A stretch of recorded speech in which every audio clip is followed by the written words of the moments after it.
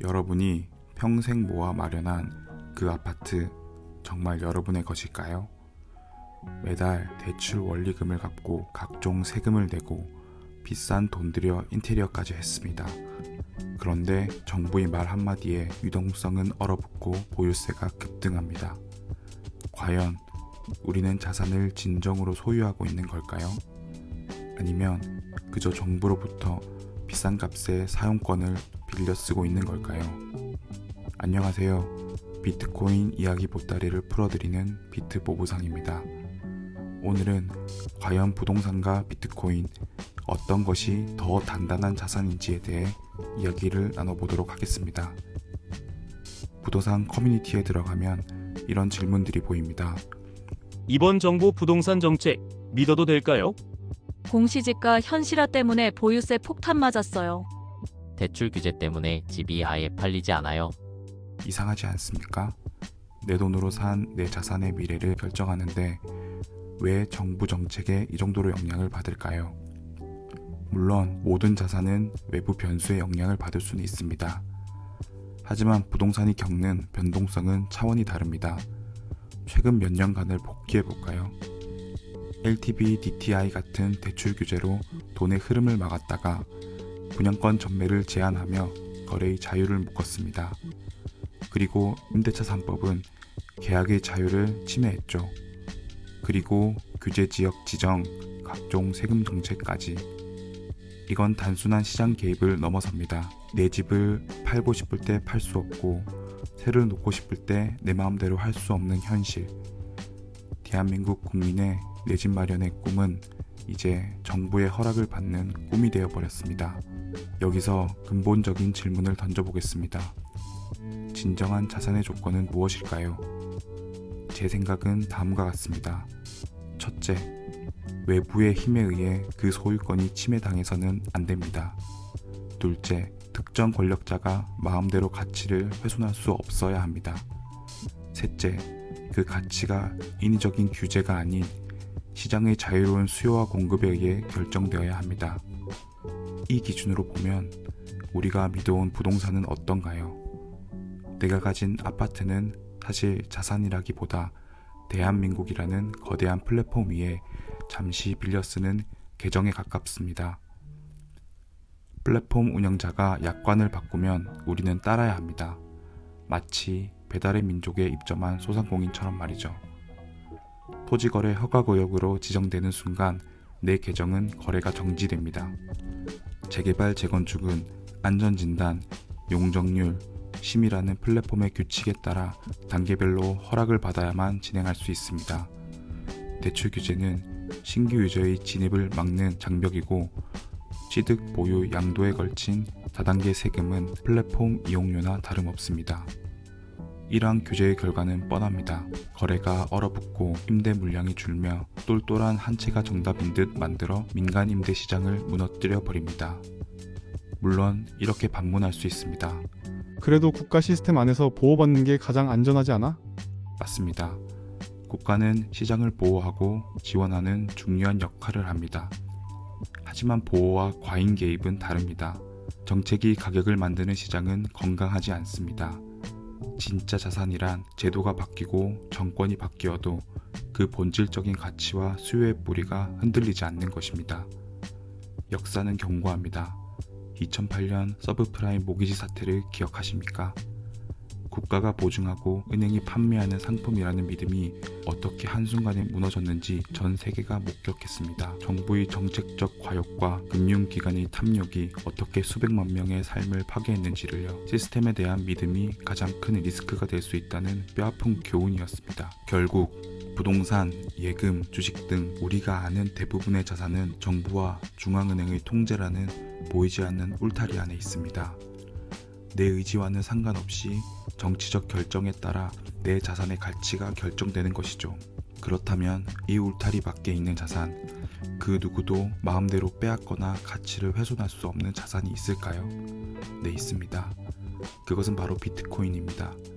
비트코인이 부동산과 근본적으로 다른 점들을 살펴보면 왜 이것이 진정한 자산의 조건에 더 부합하는지 알 수 있습니다.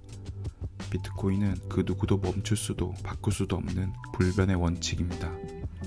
앞에서도 이야기 나눴듯 부동산은 정부의 정책 결정 하나가 자산의 가치를 하루아침에 뒤바꾸는 일들을 우리는 너무나도 많이 목격했습니다.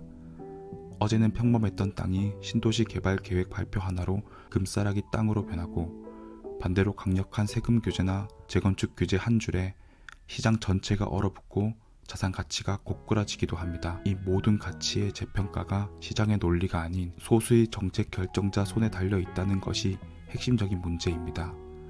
그들의 결정에 따라 누군가는 막대한 부를 얻고 누군가는 재산상의 손해를 입습니다. 부동산의 가장 큰 리스크는 그 규칙의 플레이어가 아닌 심판인 정부에 의해 언제든 바뀔 수 있다는 점입니다. 정권이 바뀌거나 특정 정당이 과반수 의석을 차지하며 세금, 대출, 재건축에 관한 법률을 말 그대로 손바닥 뒤집듯 바뀔 수 있습니다. 내 자산의 가치를 결정하는 게임의 룰이 일방적으로 통보되는 셈이죠. 하지만 비트코인의 규칙은 특정 권력의 손에 달려있지 않습니다.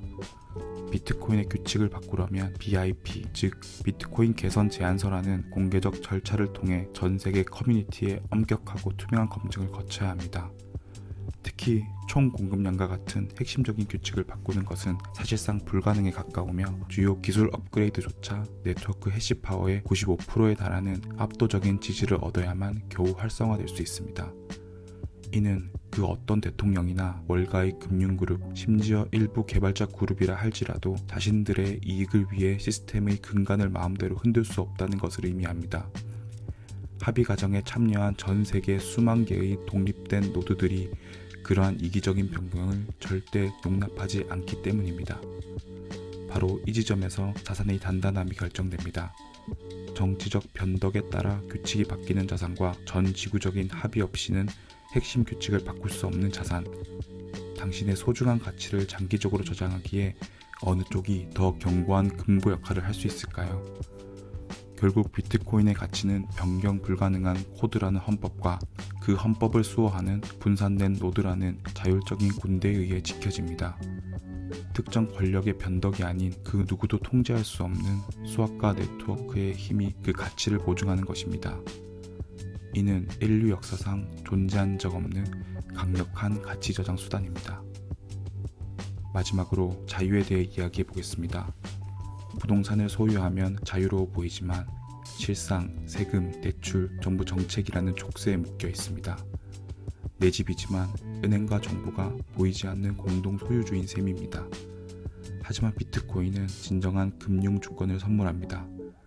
내 개인 키를 소유하는 한 누구의 허락도 간섭도 없이 내 자산을 온전히 통제할 수 있습니다. 진정한 의미의 내 것이 되는 거죠. 2008년 사토시 나카모토는 부패한 금융 시스템에 대한 저항으로 비트코인을 만들었습니다. 이것은 단순한 기술이 아닌 개인의 자유를 되찾기 위한 도구입니다. 지금 우리는 5000년 화폐 역사상 가장 중요한 변곡점에 서 있습니다. 역사상 처음으로 국가가 통제할 수 없는 돈이 탄생한 것입니다. 부동산은 정치의 인질이지만 비트코인은 자유의 열쇠입니다. 당신의 소중한 시간과 에너지를 언제든 말을 바꿀 수 있는 정치인들의 놀이터에 맡기시겠습니까? 아니면 변하지 않는 수학과 암호학이 보장하는 자유로운 미래에 두시겠습니까?